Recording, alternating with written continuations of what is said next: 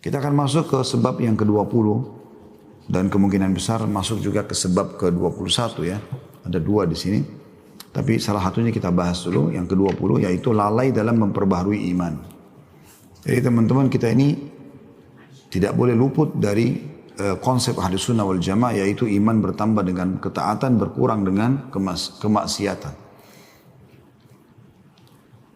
Kita tidak seperti pemahaman sebagian kelompok yang menisbatkan diri kepada Islam, mengatakan iman itu tidak berpengaruh sama sekali. Mau dia berbuat dosa, mau tidak berbuat dosa, pokoknya imannya selalu begitu-begitu saja. Nah, kita akan sebutkan nanti dalil-dalilnya tentang masalah iman itu bertambah dengan ketaatan, berkurang dengan kemaksiatan. Bahkan dia bisa lapuk, bahkan bisa hilang sama sekali dari diri seseorang kapan dia tidak berusaha menjaganya dan memperbaharuinya. Makanya di sini di poin ke-20 khusus masalah ini adalah lalai, diberikan judul lalai dalam memperbaharui iman. Jadi kita harus selalu punya program harian teman-teman sekalian, di mana kita berusaha meningkatkan iman kita lebih baik dari sebelumnya. Tentu dengan meninggalkan kemaksiatan dan meningkatkan atau minimal mempertahankan ibadah yang sedang kita kerjakan. Kata penulis, terkadang seseorang melalui beberapa waktu di mana selama itu hatinya menjadi keras dan imannya menjadi lemah. Dan ketaatan-ketaatan yang ia lakukan tidak memiliki pengaruh efektif terhadap dirinya. Hal ini terjadi disebabkan kelalaiannya terhadap aspek spiritual atau lemahnya iman.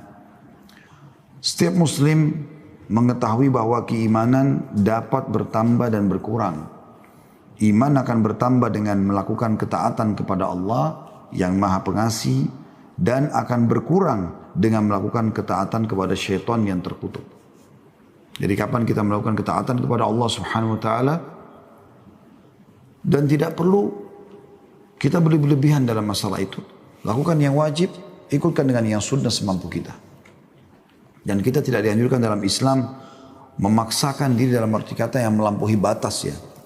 Karena pernah Nabi SAW masuk ke dalam masjid di sepertiga malam, terus beliau menemukan ada tali diikat dari satu tiang ke tiang yang satunya gitu. Lalu Nabi SAW tanya, ini punya siapa?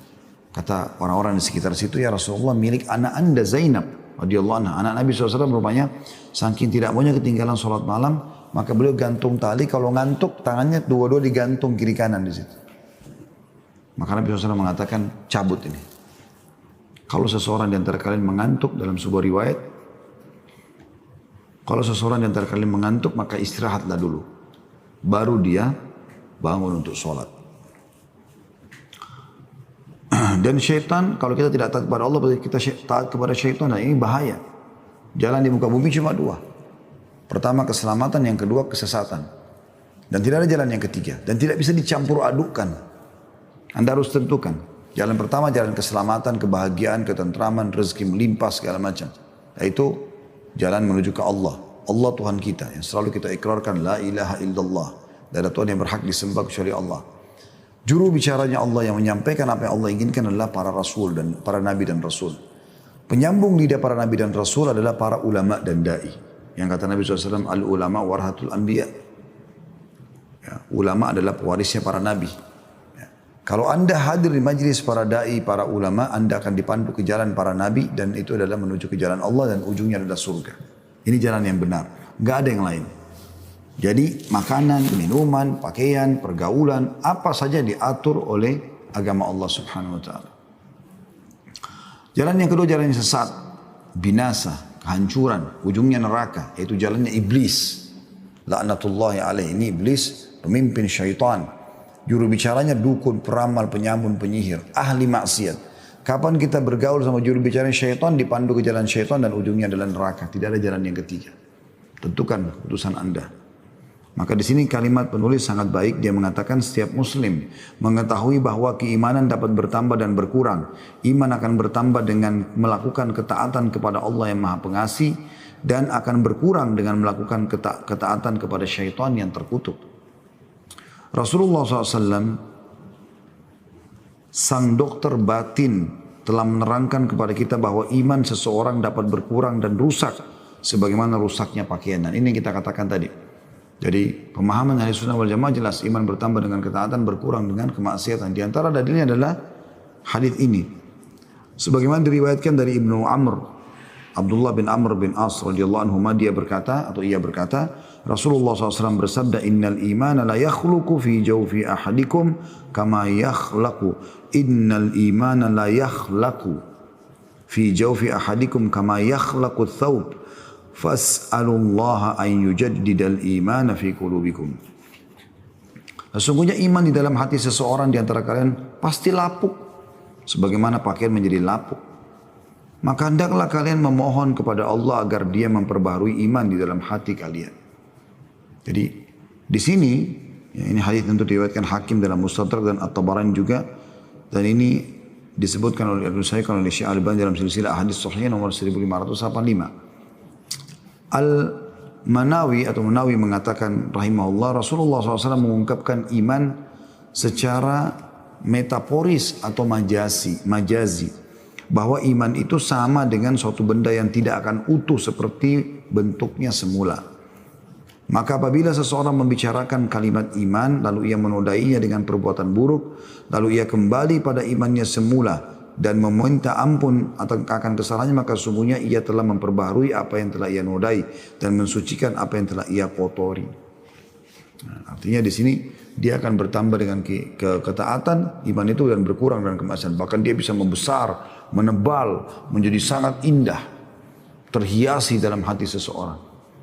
Sampai Abdullah bin Umar atau Umar bin Khattab, ada dua athar menyebutkan itu ya, menemui seorang Arab Badui pengembala kambing, kemudian ya, sahabat yang mulia ini duduk bersama pengembala tersebut sambil berkata, saya ingin melihat sampaikah ajaran Muhammad SAW yang mulia kepada orang pengembala kambing seperti ini. Lalu dia duduk sambil mengatakan begini, kami musafir dan kami butuh seekor kambing, bisa nggak kau jual kambing ini? Kata pengembala kambing tersebut, saya hanya pegawai, ini ada pemiliknya dan saya belum pernah diizinkan untuk menjual. Maka kata sahabat yang mulia ini, begini saja, bahasakan saja kepada majikanmu, kalau kambing itu dia makan oleh serigala.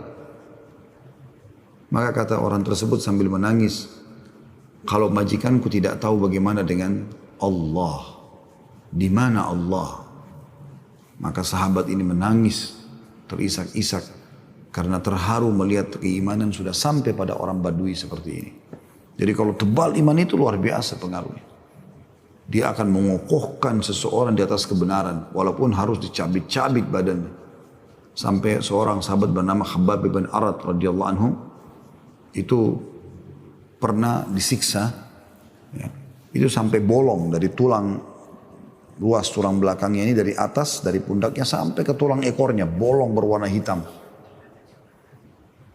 Waktu Umar bin Khattab melihat itu setelah masuk Islam, setelah jadi khalifah tentunya, dia pernah bertanya, Khabbab, siksaan apa yang Quraisy lakukan padamu yang paling kau ya, rasa sakitnya? Maka Khabbab buka bajunya. Waktu Umar lihat, Umar nangis. Umar mengatakan, apa yang mereka lakukan, hai Khabbab? Kata Khabbab, demi Allah ya Amir Mu'minin, mereka menancapkan batu-batu yang sudah dipanaskan di api, membara di tanah, dan mereka menyeret badanku, dan sehingga belakangku tertimpa batu-batu panas itu. Tertimpa batu-batu panas itu. Seperti itu. Ya. Nah pada saat selesai penyiksaan itu, kita kembali ke fase Mekah. Tadi kan itu waktu Umar bertanya di zaman khilafahnya kepada Khabbab.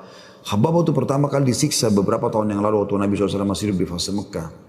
Itu datang kepada Nabi SAW sambil mengatakan, ya Rasulullah, nih lihat nih, darah masih ngucur, dibuka bajunya. Tidakkah anda memohon kepada Allah agar kita diberikan kemenangan? Kata Nabi SAW, wahai Khabbab, sungguh umat sebelum kalian yang beriman, didatangkan lalu ditancapkan badannya ke dalam tanah, kemudian sampai ke lehernya, kemudian digergaji bagi dua kepalanya. Dia tidak meninggalkan sedikit pun agamanya.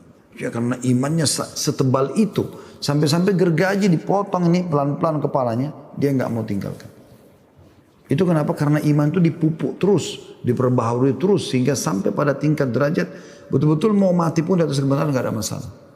Saya kadang-kadang kalau menyebutkan kisah Sumayyah radhiyallahu anha, sahabiat awal syahidah fil Islam, wanita pertama mati syahid dalam Islam. Itu budaknya Abu Jahal. Abu Jahal pegang tombak kecil, ujungnya runcing, pisau tajam. Sumayyah lagi hamil. Lalu Abu Jahal bilang, hai Sumayyah, kalau kau tidak mau tinggalkan ajaran Muhammad, saya akan tusuk tombak ini pelan-pelan di perutmu. Ya, lagi hamil, tusuk pelan-pelan sampai kau mati. Maka Sumayyah mengatakan, saya tidak akan meninggalkan. Dan Abu Jahal betul lakukan, ditusuk pelan-pelan sampai mati. Coba anda bayangkan kalau di zaman kita sekarang dengan iman yang kita miliki yang begitu lemah, apa kita siap seperti itu? Itu semua kenapa? Karena kita belum pernah ada upaya untuk memperbarui iman atau mempertebalnya. Yang kita lakukan adalah Allahul Musta'an. Semoga Allah menolong kita. Setiap kali iman sudah bertambah sedikit, kita malah rame-rame mengendorkannya. Contoh misal Ramadan seperti ini. Iman lagi bertambah kan? Nah, kita tiap hari puasa, tiap hari baca Quran, tiap hari berusaha mengingatkan untuk buka puasakan orang, tiap hari sholat tarawih, tiap hari berzikir, tiap hari berdoa. Ibadah banyak kita lakukan.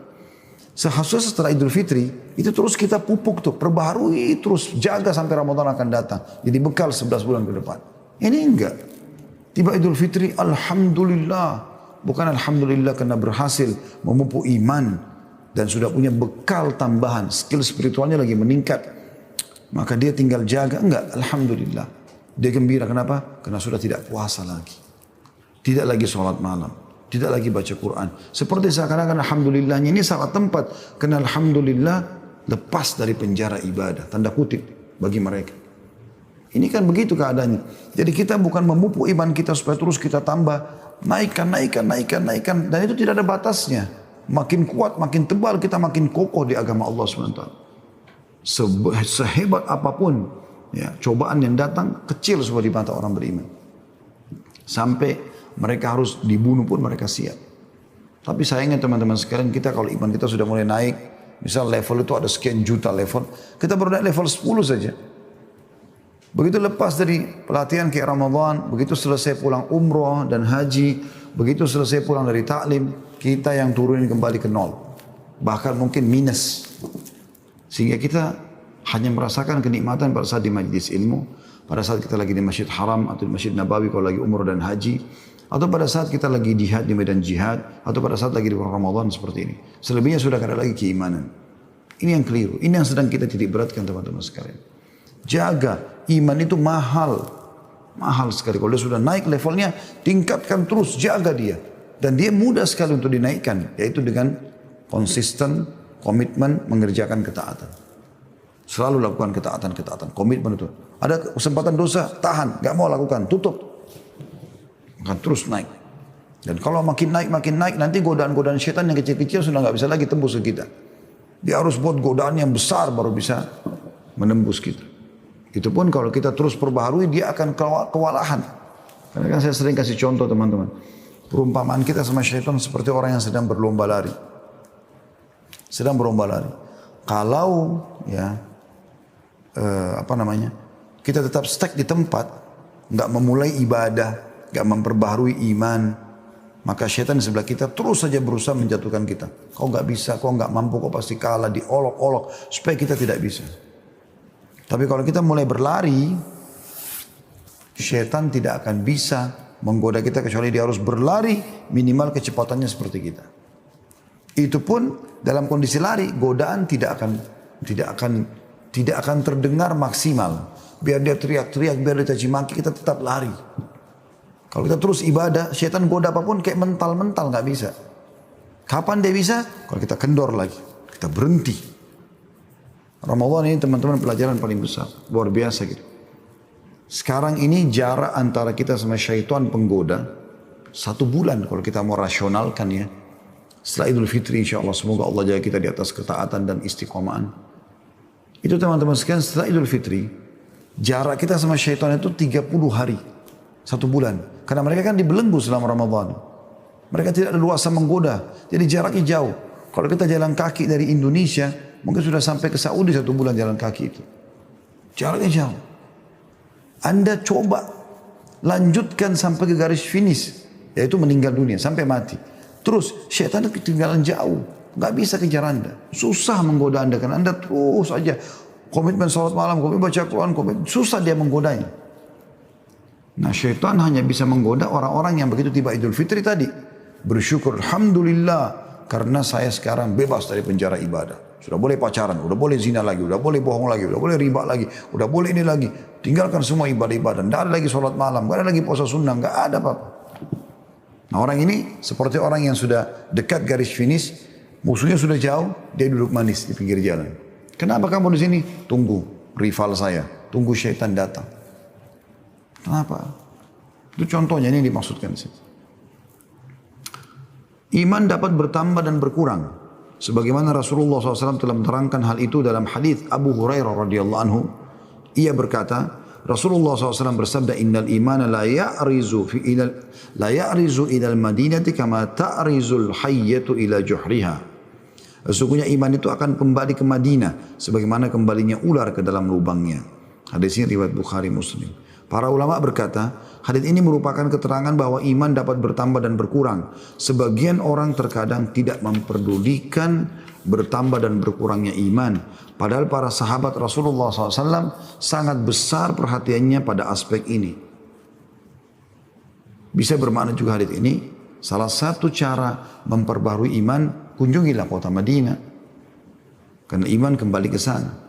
Makanya kita teman-teman kalau umroh, kalau haji ke Mekah, ke Madinah, itu luar biasa. Tercas terus. Insya Allah pada saat dibuka lagi pulang umroh dan haji teman-teman, umroh, haji, ulang-ulangin. Kalau perlu saya sering motivasi jemaah saya begitu. Kalau perlu setiap sebulan sekali.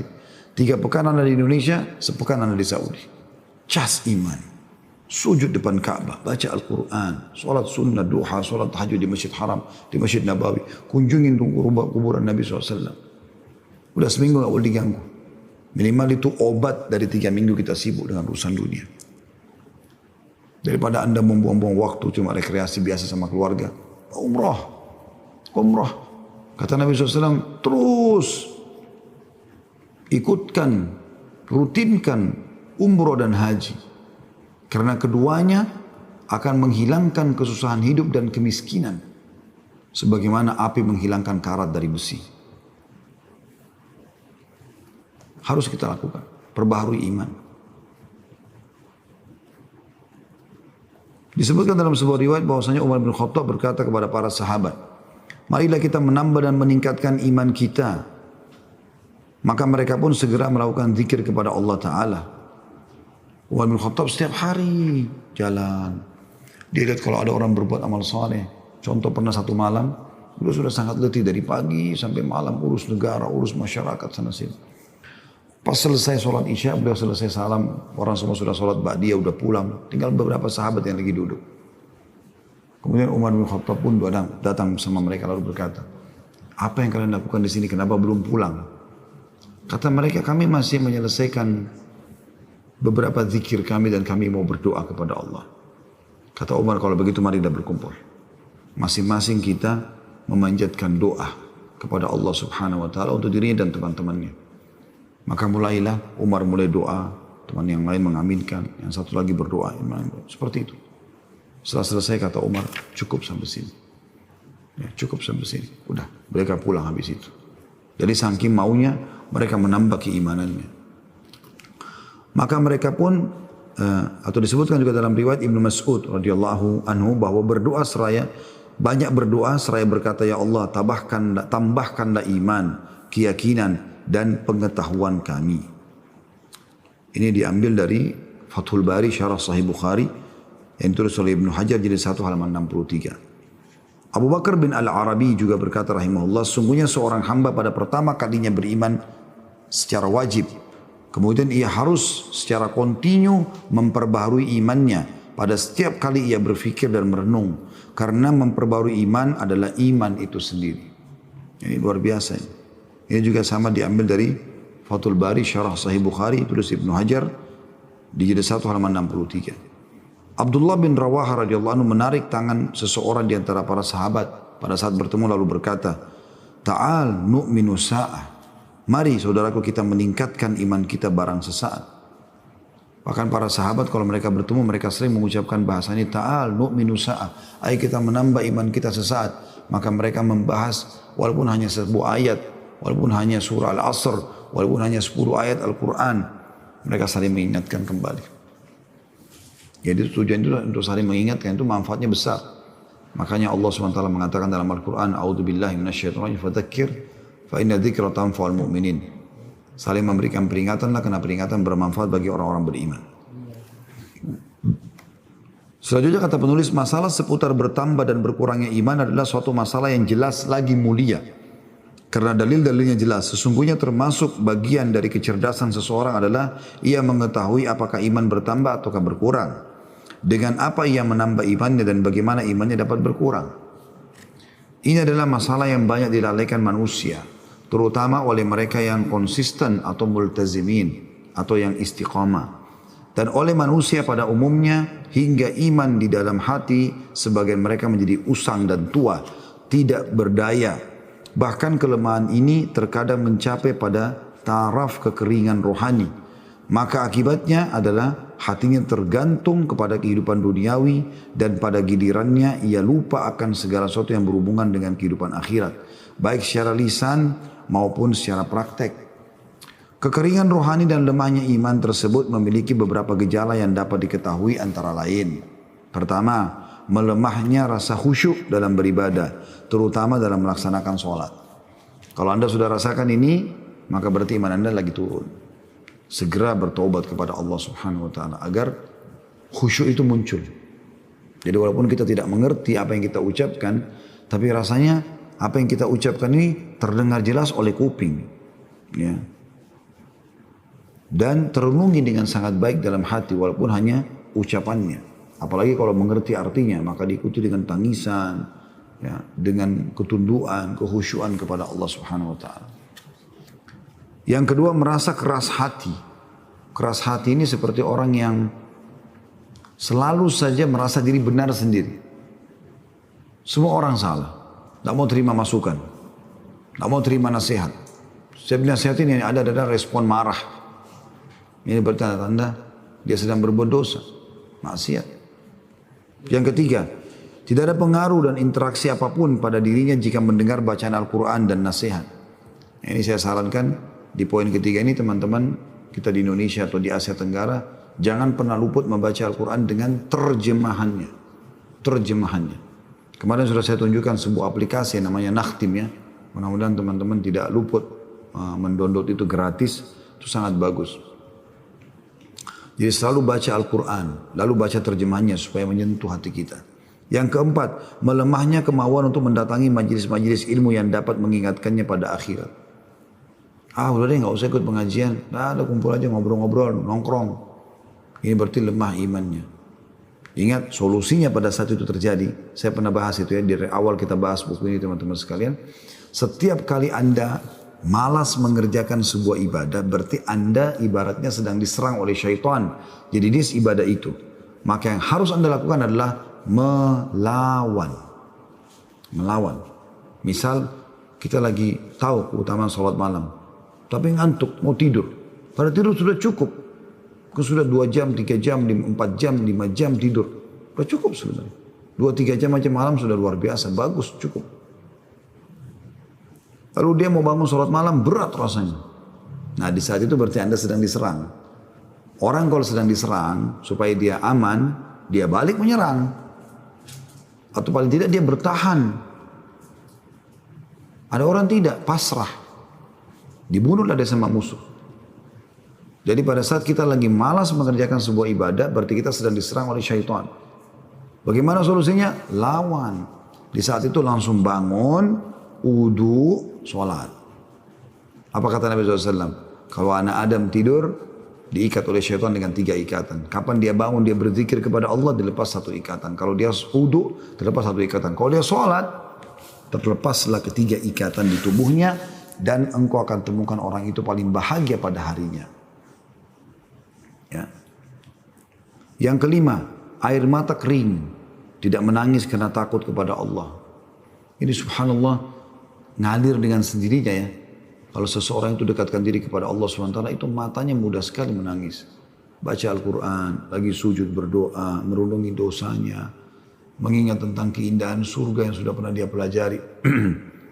Itu akan meneteskan air mata. Dan kata Nabi SAW, La yarijun nar, ainun bakat min khasyatillah.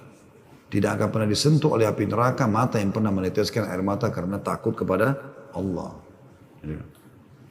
Yang keenam, tidak ada rasa penyesalan dan menegur diri saat terabaikannya ketaatan seperti sholat atau membaca Al-Quran. Jadi setiap kali ibadahnya kendor, dia biasa saja. Dia tidak perlu memperbaharuinya. Ada orang begitu, tadinya rajin sholat rawatib, qobliyah, ba'diyah, sama wajibnya. Ternyata satu waktu dia lemah. Karena satu dua hal. Dia bukannya pada saat itu lagi diserang sama syaitan, dia malah melawan, malah dia sholat, enggak. Nah anda yakin teman-teman sekalian, saya pernah praktikin itu pada saat kita lagi malas buat satu perbuatan, justru kita lawan pada saat itu, kita tetap kerjakan, maka langsung kita menang dengan sendirinya. Syaitan nggak bisa lagi goda. Atau mungkin dia akan datang nanti di waktu lain, tapi pada saat itu kita berhasil. Saya pernah begitu pas habis sholat wajib duhur, terus sholat ba'diyahnya saya pikir nanti aja saya kerjakan. Tapi tiba-tiba saya berpikir, dengan kepadatan jadwal apa, mungkin saya akan lupa. Enggak, saya harus sholat sekarang. Kadang-kadang masih ada keinginan untuk menundanya, tapi kita lawan. Sahabat yang kita sedang melawan godaan syaitan tersebut. Lalu kemudian kita sholat. Apa yang terjadi? Luar biasa setelah itu. Tenang. Merasa ada beban yang terlepaskan yang ada di pundak kita. Karena itu adalah hal yang sudah kita jadwalkan dalam kehidupan kan. Yang ketujuh, tidak ada kerinduan untuk mengunjungi Baitullah di tanah suci. Di Islam ada rasa rindu, berarti orang itu punya keimanan. Ada orang tidak usah bicara masalah rindu. Disuruh pergi saja walaupun cuma sekali haji nggak mau, padahal mampu. Disuruh umrah sekali nggak mau. Nggak penting bagi dia. La haula wa la quwata illa billah. Padahal nikmat luar biasa kita bisa sujud depan Ka'bah. Saya berapa hari ini nonton cuplikan. Terasa cemburu melihat orang-orang yang depan Ka'bah. Tawaf belum diizinkan. Tetapi sholat iya. Ditaruh karpet, mereka buka puasa. Menjelang malam 27, menjelang malam 29. Mereka buka puasa di depan Ka'bah. Langsung lihat Baitullah. Luar biasa nikmatnya. Orang-orang yang Allah pilih mereka itu. Semoga Allah berikan kita pahala sebagaimana mereka. Atau bahkan lebih dari itu. Dengan niat-niat kita tentunya. Yang kedelapan, terhentinya aktivitas membaca Al-Quran dan ziarah kubur.